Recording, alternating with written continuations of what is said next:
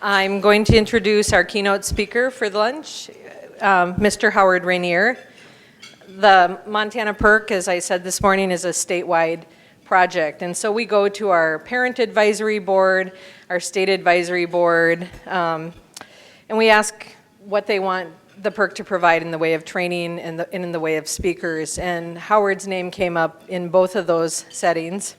And some of our Word staff had actually heard Howard at a national conference for Indian education and heartily agreed that he should be brought back to Montana and asked to talk with you today. So we listened and we brought him. Howard's the program administrator for the Native American Educational Outreach Program at Brigham Young University. He's worked for over 20 years with Indians of all ages to promote educational opportunities as well as spiritual and growth among Indian people. So there is a woman, Lori Small-Waisted Bear, who knows more about Howard on a personal level. I just met Howard this morning, and I'm going to let her come up and do a personal introduction. And so please join her in welcoming Howard when she comes up and introduces him. Thanks. Okay, just hold your applause, because I'm not what you want to applause. I was really, when I saw the flyer for this conference and I saw that Howard, the name Rainier is what caught my attention. Because a few years ago, in fact, I used to live in New Mexico. I taught in Gallup, New Mexico, and I have a friend who's a teacher still there. And I try to spend about a week down in New Mexico once a year, and we went out to visit Taos Pueblo, which is just a beautiful, beautiful place. And just going through the Pueblo and sort of visiting with the people that live there, and came to this one Pueblo, and the man's name was John Rainier. And he makes flutes, and we talked for a while, and there was a lot of beautiful photography, some posters in the Pueblo, and I asked about them, and he said, well, he had a brother who was a photographer. He was also a poet, because I noticed that there were also some prints of some poetry there. And visited with him and started learning more about him, and found out that he was very educated, his family was very educated. And so when Howard came today, I was prepared to have a really good conversation with him, which happened immediately, and I started telling him everything I knew about him, that he had this brother named John Rainier who makes flutes, and he sells flute music, and he had this beautiful photography and poetry, and he goes, that would be me, and that I believe it's the father who was one of the original founders of the National American Indian Congress, which is the oldest and the first Native-founded activist organization in the United States, and continues to this day to advocate for tribes across the United States. And that his brother had a daughter who was a doctor, and Howard's looking at me like, whoa. So he said, then you should introduce me. I also went to his site, because when I go to things, whether it's music, whether it's a conference, whatever it is, I want to know who's there and what their background is. So I went to his site with Brigham Young University, and I read the part that's called, has feathers in the title, in the subtitle, and he was talking about how he would go all over the United States to different, particularly Native communities, to share with them the kinds of things that he felt was important, his message. And he talked about going to this place in California. So you should read this site, because it's really interesting. It's quite long, but it has a lot of wonderful stories. And so he goes to this place in California, and a Yurok woman from the tribal council comes, and she's quite large and in charge. And at the end of the session, he asked her how she enjoyed the conference. She said, I didn't learn a damn thing. So he kind of was a little taken aback, and finished the conference, and then came back there about a year or so later, and guess who was in the audience? This woman. So he wasn't feeling too comfortable with her, but actually she came up to him and said that she had, in time, reflected on what he had to say and decided that what he had to say was very powerful, and she had brought a whole bunch of people there for him to hear his message. Something that I think I would like to add about the people that Howard comes from, the Taos Pueblo, there aren't a lot of very happy stories in Indian country. You hear a lot of sad stories, and sometimes people get sick of that. But if you can ever read The Taos Pueblo Battle for Blue Lake. Read that. It's a successful story. It tells a story of stamina, of determination, of faith, and believing that what had been taken from them by the Teddy Roosevelt in 1906 would be returned. And after almost 70 years, President Nixon signed the order that gave it back to them. Very sacred part of the land. But I welcome Howard Rayner. You were so blessed to have him here. I've had a wonderful time having conversations with him. Just a talented, gifted man in many ways, and we're blessed to hear what he has to say. Howard Rayner.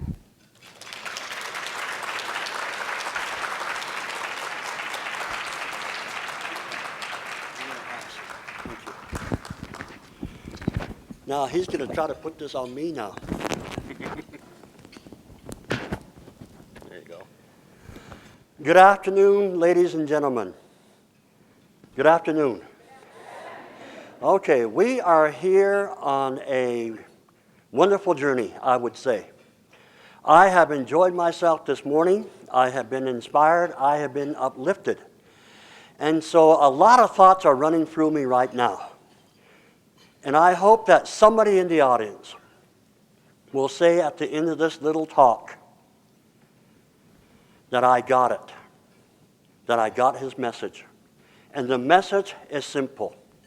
It's 3 parts. Number 1, I want to thank all of you for what you do.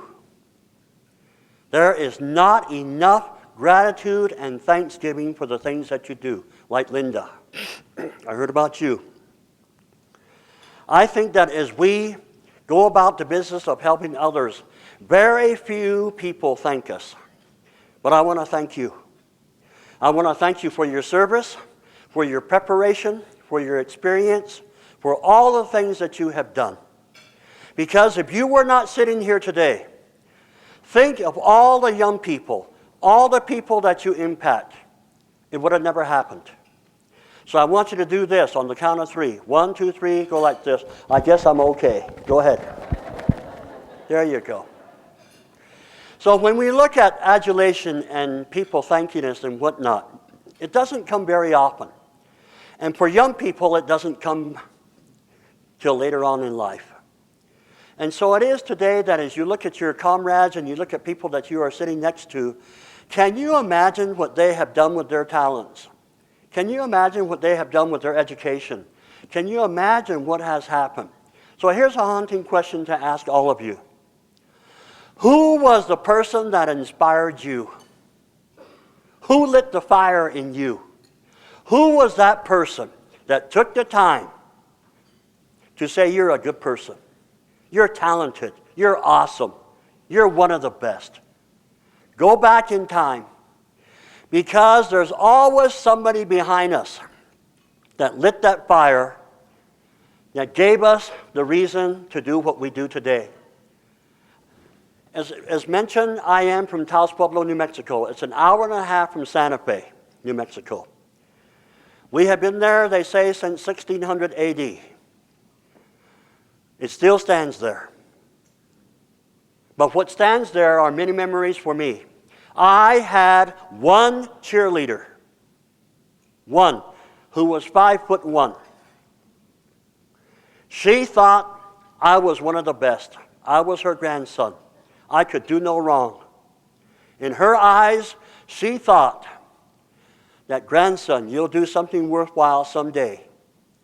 Doesn't it take a cheerleader to tell somebody that often so they will start to believe it? Doesn't it take one of you to take the time to sit down with somebody eye to eye and say, you know what, despite your failures, despite not doing well in school and life, you still have purpose and you still have meaning in your life. And so it was with my grandmother. My grandmother was my cheerleader. And I wasn't a very good student in high school, I must admit that. My dad worried whether I would make it. The counselors questioned my intelligence. And so I was put in a special ed class, along with 65 other Native Americans. Ladies and gentlemen, the power of labeling lasts a lifetime. When you label a young person, when you tell them this is who you are, and this is how far you will go, they begin to believe it. But because of a cheerleader who said, grandson, you'll go far in life, You'll do many things that I thought you could never do. It came an emotional battle and a physical battle and a mental battle to decide what kind of student I would be. How many young people do you meet who want to give up? How many parents want to give up? How many adults want to throw in the towel? And because of you sitting here today, your very words, your very actions will make the difference in having a turning point in their life. And so it was for me. When I look back of my hero, of my role model, it was my grandmother.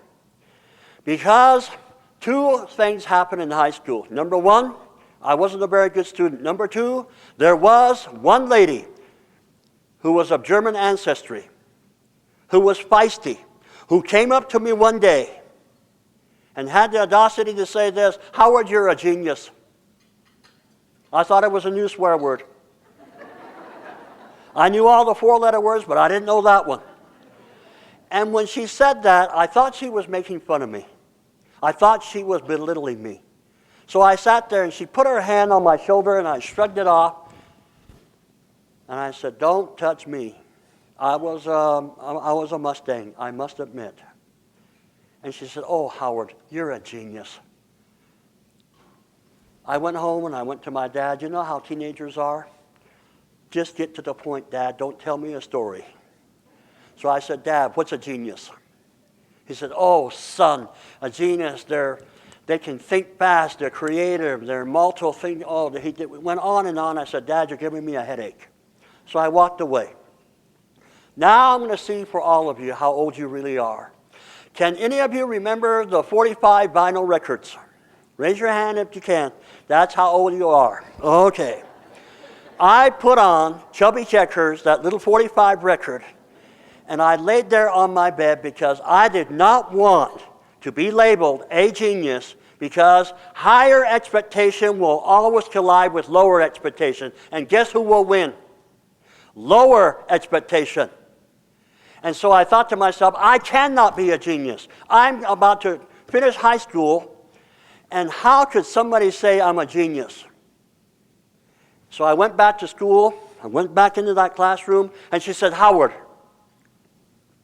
the only thing that is holding you back is you don't know how to read.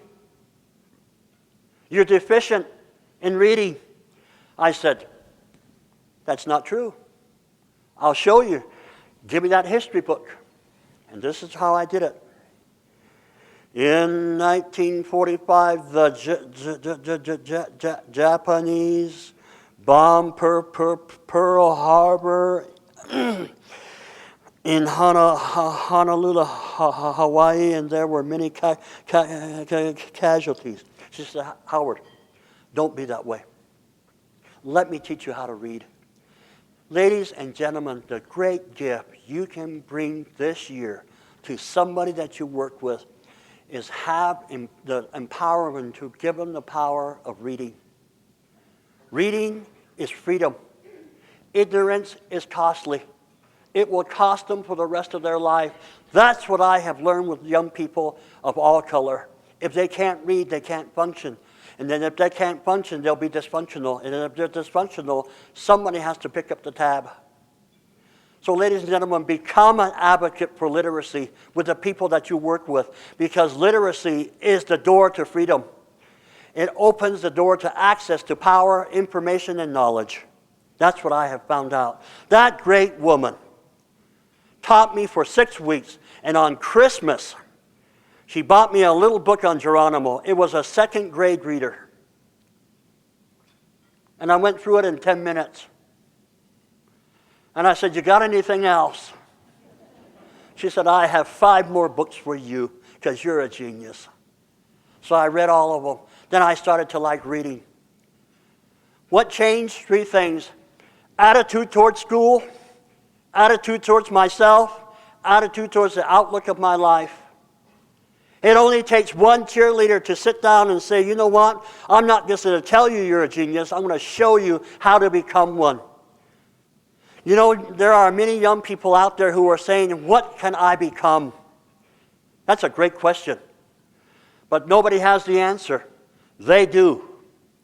So ladies and gentlemen, coming back to those high school days, which were many years ago, this little German lady went to the principal and said, Mr. Parr, I want Howard Rainer to graduate at high school for our high school graduation. He said, not on your dead body or mine will he ever speak at our high school graduation. Do you know what he did 4 months ago? He disconnected the clocks.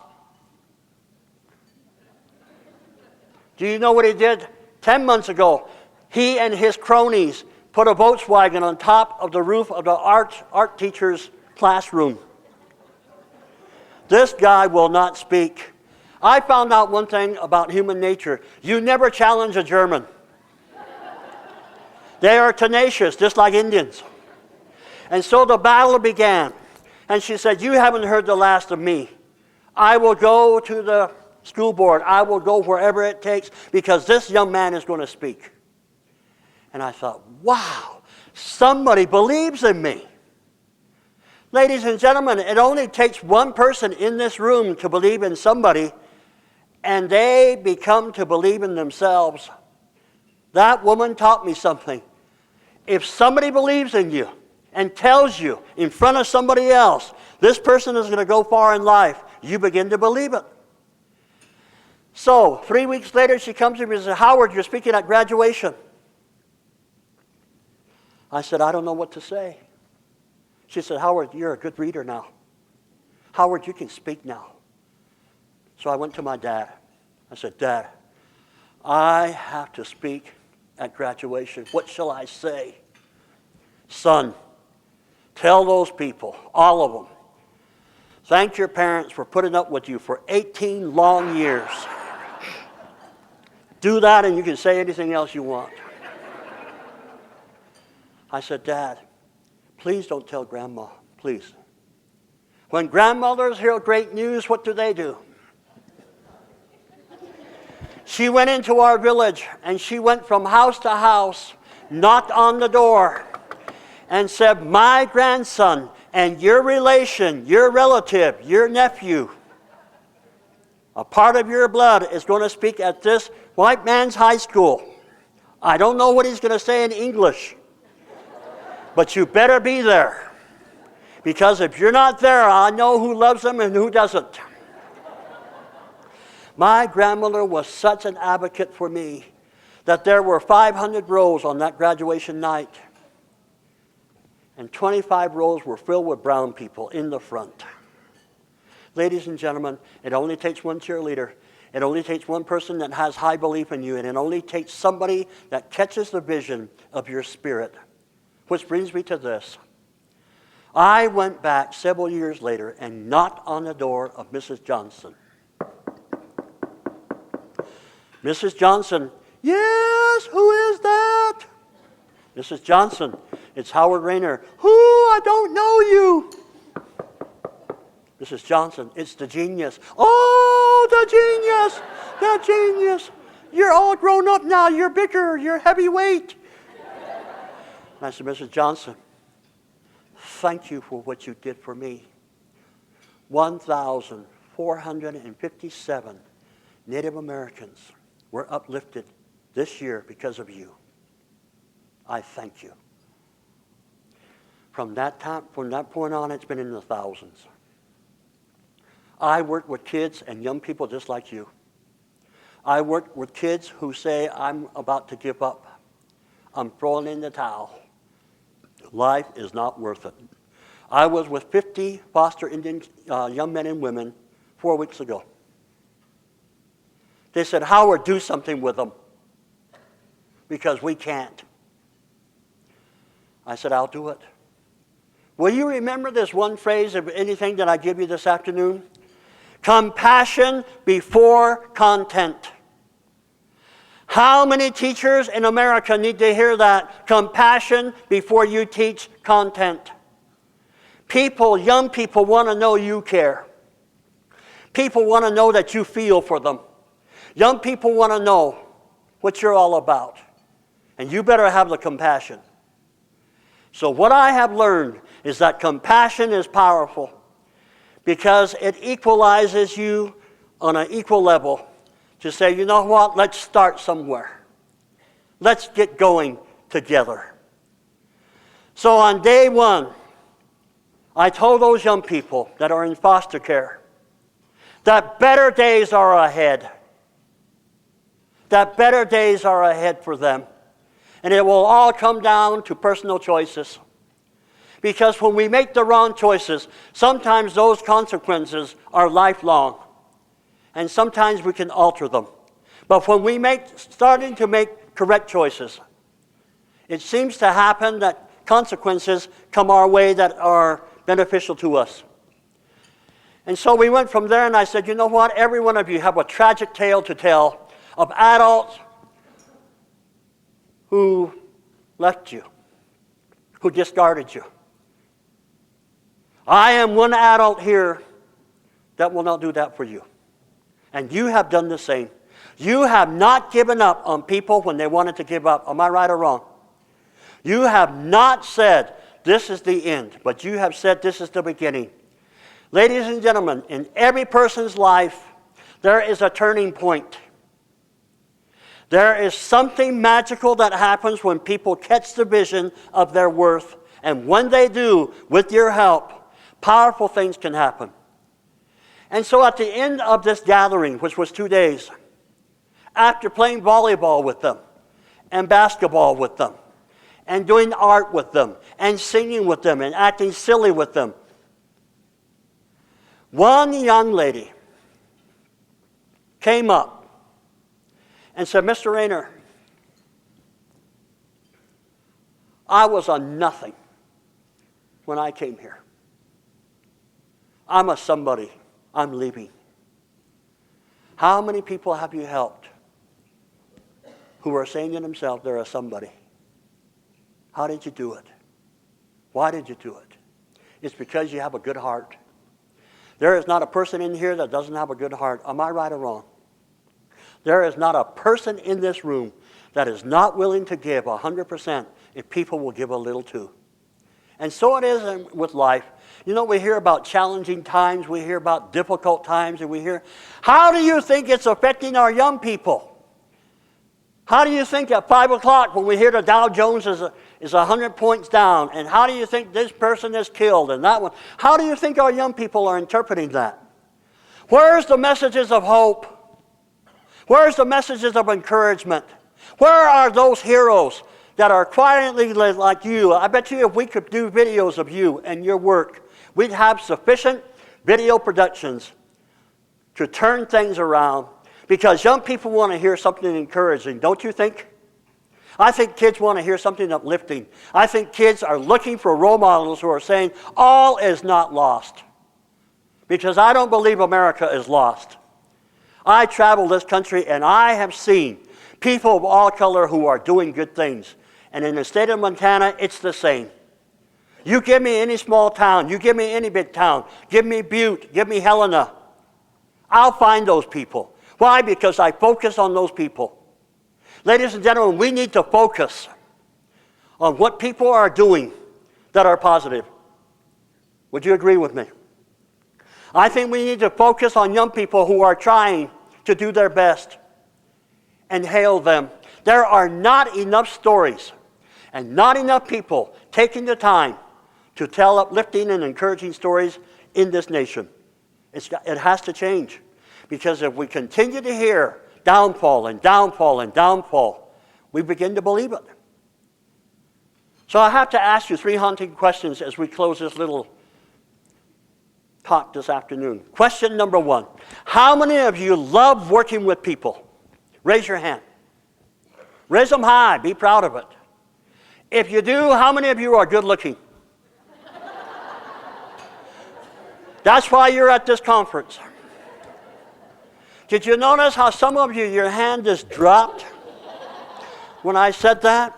Did you know I asked that haunting question to parents and to young people across this nation and into Canada and wherever I go? I asked the same dumb, stupid question. How many of you are good looking? And they look at me like, what do you mean? Ladies and gentlemen, we spend billions of dollars to look good outside and not even $1 million to look good inside. We're not spending the money where it should be. Because if people felt good inside, outside wouldn't matter so much. Our young people are killing themselves every day with drugs and alcohol and self-destructive behavior because they hate how they look because somebody else looks better. I say it's time to reflect back and to ask yourself, where does it count really? It counts right inside here and in here. So I try to tell young people this. Think about 3 words. Number 1, worth. How much are you worth? To be on earth today, how much? How much would it take to replace you? Millions.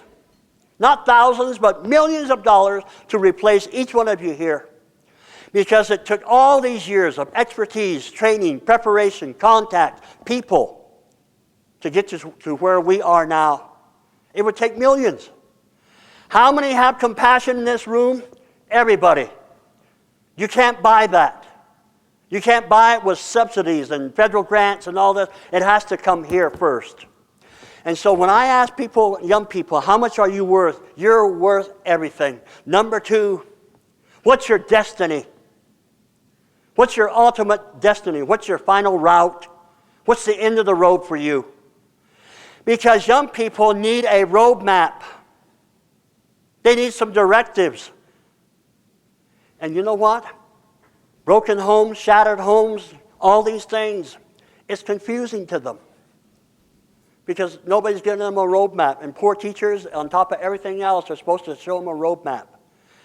Roadmaps are powerful. It has everything to do with moral character and integrity and how you will live your life. The last is this, which is the best. Many are called, but are you ready?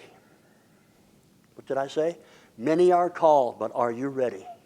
You see, some people are just out there getting ready for you to say, let's go. I will be somewhere next week, and I know somebody in the audience is going to say, it's time to go. You better be ready to help them to get on that path. Because young people are looking for people who know where they're going. I should think to myself, at 65, I should know where I'm going. I know I'm heading towards the greener pastures. I know that. But I also know that if I stay on the path and stay on the track and stay on the commitment, that something good will happen wherever you go. It comes down to, ladies and gentlemen, self-evaluation. How many of our young people have had a positive self-evaluation lately? How many have been tested with No Child Left Behind and we've devastated thousands? How many kids and parents have a self-evaluation that they're trying their best with what they have? There's no positive self-evaluation. And so we just say, you know what? Some of you will lose and some of you will win. Well, how about this? How about saying, how about all of us have a whack at the winning for once? That's why when I go into a high school, I don't care who they are. And I don't care what's happened to them. I want them to know that they are worthy of my time, my effort, my energy. Because somebody has to come in once in a while and do that and give them a positive evaluation. Most young people are looking for 2 things, relationships and what else? What are they looking for? They're looking for what? Validation. They're looking for relationships and validation. If we don't give them validation all through high school, how will they be validated as a young adult? Those young women that get pregnant, I still tell them, you know what? You have a beautiful child and you're a beautiful mother. That's validation. Because you want to tell them that, you know what? It's not the end. It's the beginning for the sake of your child.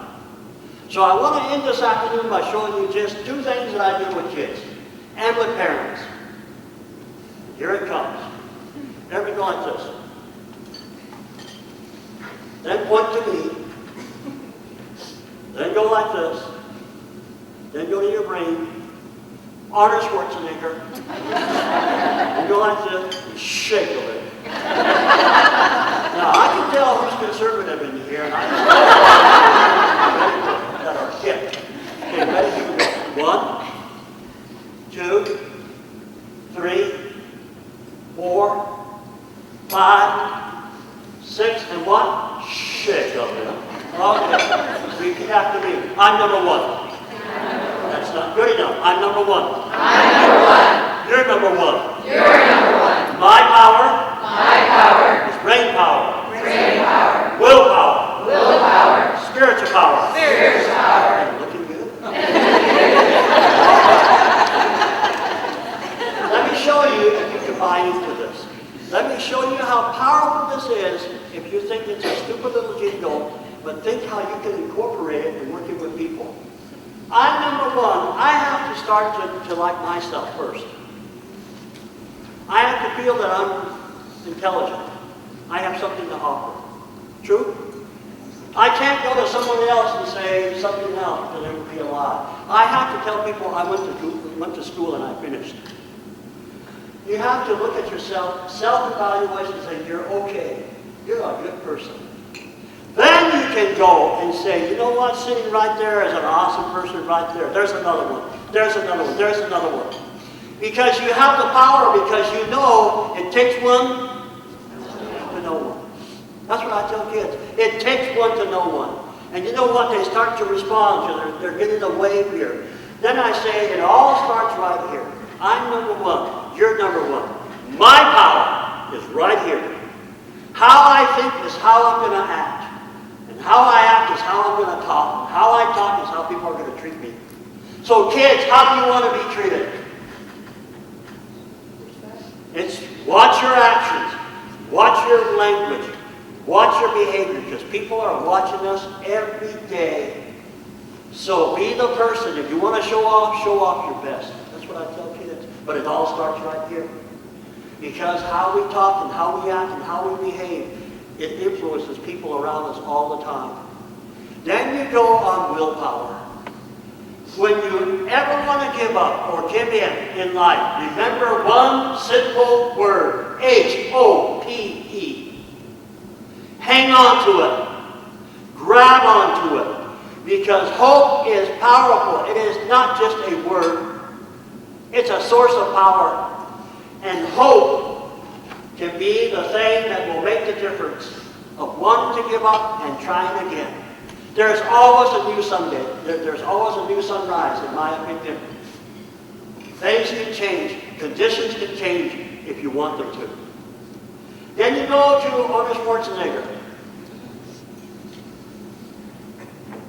It's not how strong you are outside.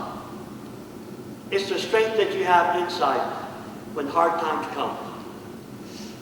People that have been strengthened by spirituality, by good people, by good music, by good books, by good associations, it's amazing how strong they are under stressful conditions. Which brings me to this point. We have challenging times, yes, but here's one that is a puzzlement to Native Americans. I must tell you this.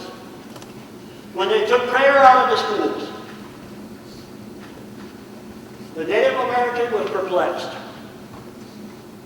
We don't just go on Sunday and forget God 6 days later. It is 7 days a week, 365 days a year. Everything that they do has a connection with the Creator and spirituality. And I ask myself, are they wrong or is public education wrong? So I tell all of you today, if there is one thing a young person needs in their life, there are spiritual values and spirituality that is needed in their life. It's a shot. It's a 500cc shot that they need.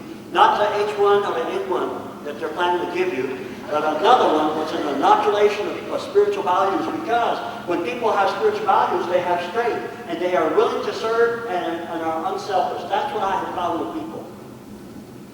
You put all that together, and when you are looking good, somebody is going to notice and choose you out. And what that means is that the door of opportunity is going to knock. We don't know when it's going to knock. It could be tomorrow, next week, next month, but opportunity is knocking somewhere. Get ready for that day. That's what I tell young people. And so when you look at life today, you say, what have I done with my life? Who have I impacted?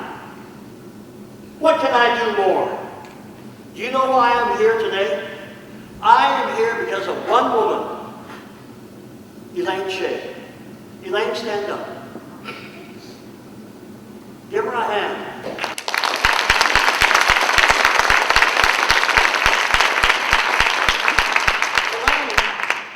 Elaine is my PR director for the state of Montana. I don't pay her enough. This woman went so far as to write a poem after she had seen one of my workshops. This woman loves me and I love her. I love her husband and I love her. I want her to succeed. I want her to have the best. I want her to have good health. Boy, when you have a cheerleader like that, isn't that awesome? When people are praying for you to have good health, praying for you to succeed, praying for you to have the opportunities that you deserve. Ladies and gentlemen, all it takes is a cheerleader. All it takes is somebody that has belief in you. All it takes is somebody to stand there to tell you good things that you need to hear. And that's Elaine Shea. Thank you very much, Elaine, for who you are. Now, who am I? I am a composition. I am a collective force. I am a collaborative force of 5 things. A father who was committed to service. Do you hear what I said? A father who was committed to service. A mother who, no doubt, in my mind, loved God. A grandfather who was no nonsense, but he taught me how to work. A grandmother who taught me the power of prayer. Uncles and relatives who taught me who I should be. And so I took all that and wrapped it up, put it in my heart, and said, who is Howard Rainer? He is a summation of all those people, and you are the same. There have been people in your life that helped you, nurtured you, gave you direction, so they could give you something to tie to your heart for the journey of life. In our language, there is 2 powerful things that I took. Number 1, say, Amopa. Say it, Amopa. Okay, put this now, go like this. Amopa. Say it, Amopa. Amopa means finish the race. We have a race in September where it's a ½ mile long. It's a dirt road. And there are no shoes. You cannot wear tennis shoes or any kind of shoes. You have to go barefoot. It's all rocks. And as I stood there looking at that when I was a young man, I thought, man, how am I going to get from here to there? And there were old men with switches. All and I thought, you know what? I can do this. What a great lesson to teach people who are not feeling well, who want to give up. The race is far from over. Finish the race. And so we ran back and forth over those rocks. And those men, if they saw any kind of signs of weakness, they switched us. How did that pay off going to college? How did that pay off in 35 years of marriage? How did that pay off in working with teenage daughters and sons? Finish the race. Pretty powerful, isn't it?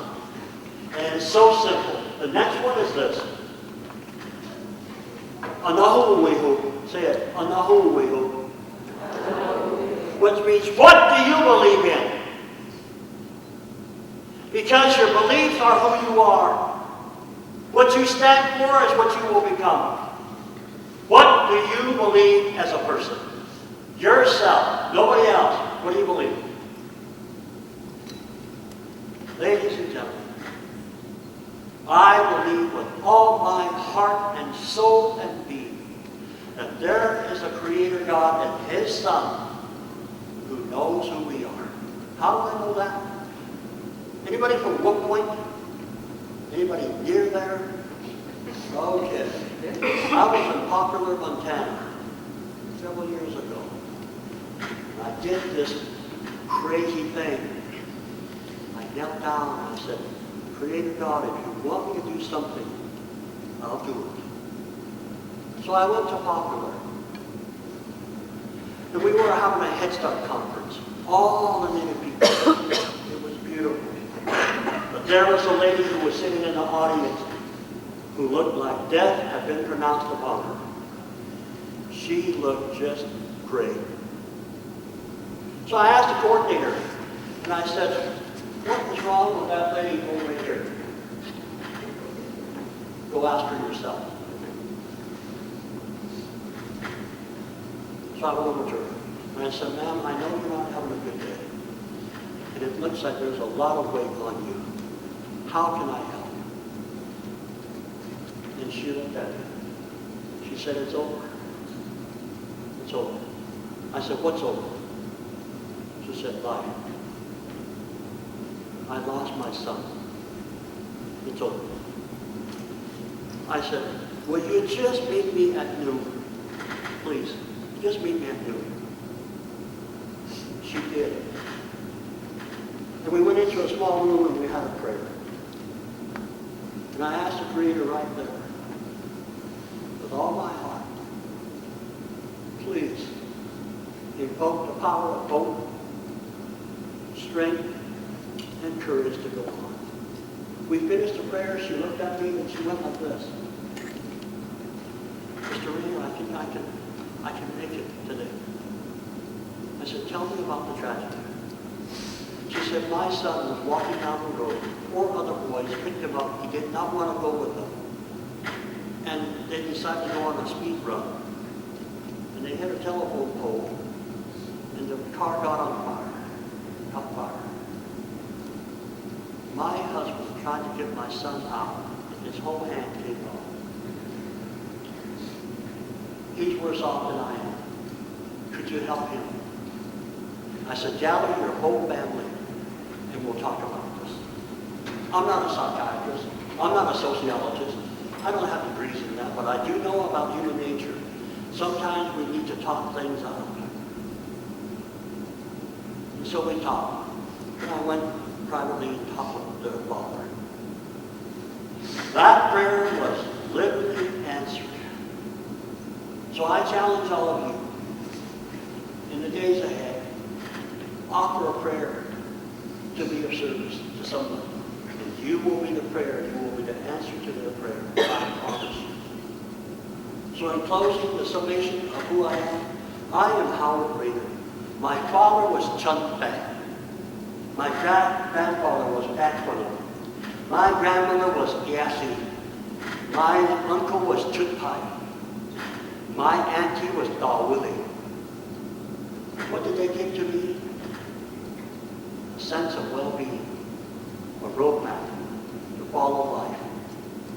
So in closing, I give you a gift, all of you. You need this gift in these times.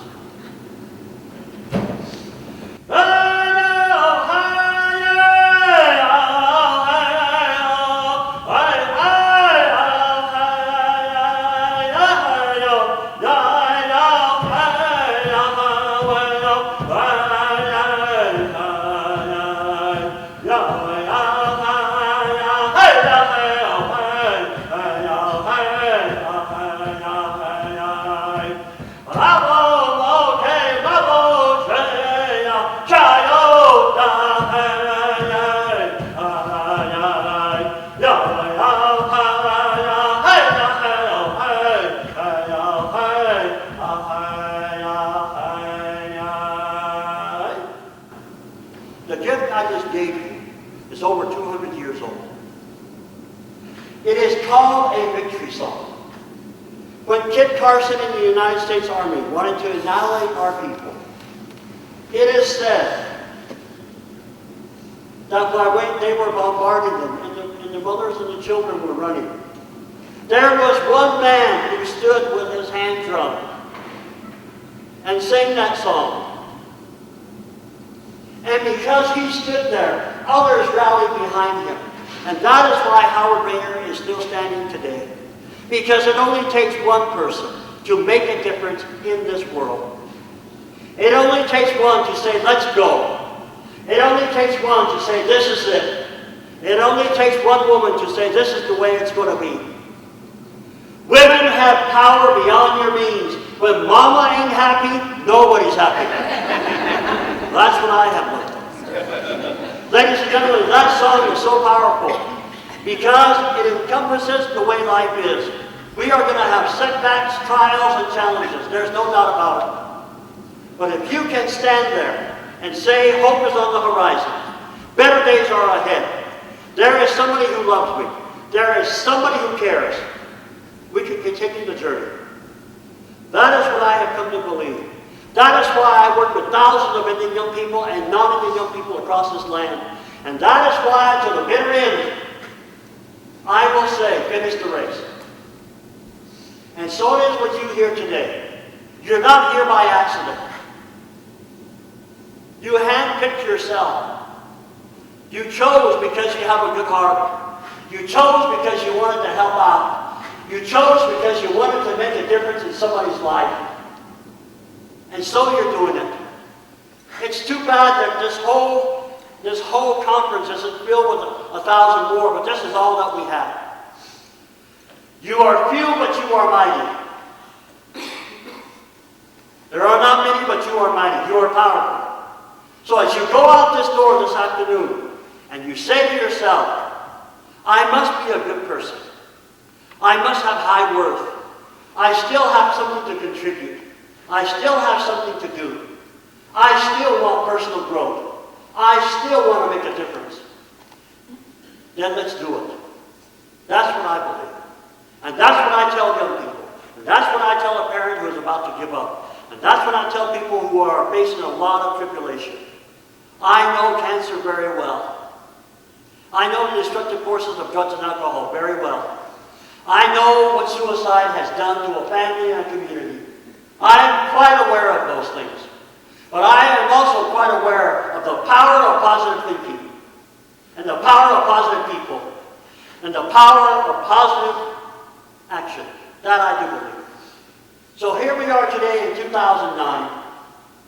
I want you just to do just one simple thing. Shake the person that is sitting next to you.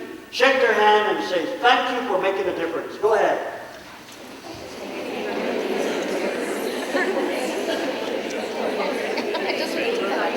There you go. Now watch this. Look at this. Some of you did it like a politician. So easy. Some of you went like this. I wonder if they'll accept it. And then some of you went like this. I give it out of love. You will never fail or lose when somebody knows something is out of love. You'll never lose. The kids that I work with, when I hug them, when I give them, see, you know, all this stuff that is happening across in public education, where you can't hug people anymore, and you can't do this, and you can't do, so I have to go like this, I love you, or I shake their hand or whatever. This is what I tell kids. I say, you know what? I want you to know that I love you. I just want you to know that one human being on earth loves you. I told those 50 foster kids, I'm your dad. I love you. Could it mean the difference between life and death? Absolutely. That's what we're facing now. So commend yourself. How many people have a cheerleader? We all do. How many know you're doing the right thing? We all do. How many know there's much more to be done? We all do. And for those of you who came for the first time, bring 5 more next year. Because this is a wow organization. What is it?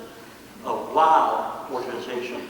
Because you are making a difference in people's lives and communities in the state of Nevada, state of Montana. Now ask yourself this. Where you came from, do people miss you? Where you came from, do people miss you? Yes. And some are saying, boy, I'm glad they're gone. That's how it is. Did you know that when you know somebody misses you, and they believe in you, and they pray for you, and they want the best for you, that's what life is all about. That's the greatest gift. So, ladies and gentlemen, let us make this day a special day. Go into your workshop and say, I would like to have fun. I would like to have a different attitude. I would like to go home with something. I don't know what you'll take home from this little presentation. I don't know. But if I were sitting there, I know when somebody said, love can never lose. Compassion before contempt is powerful. Validation is lifeblood. Belief is the turning point. And the Creator is mindful of all of us. That's the message I tried to give you today. God bless you in all that you do. May you have a bright future and a bright path in your lives. Thank you very much.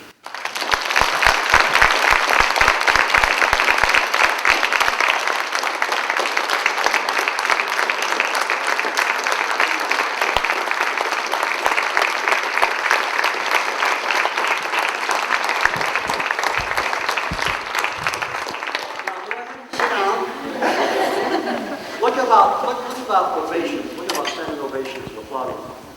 This is what I learned about that. When I was in Anchorage, Alaska, we had 1,000 drug prevention personnel and people in that audience.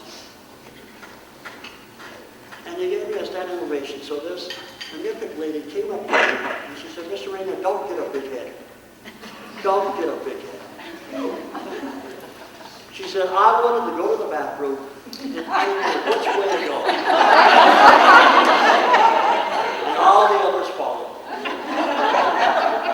And so I remember that, and I remember an elderly lady who came up to me, an Apache from New Mexico, and she had a cane.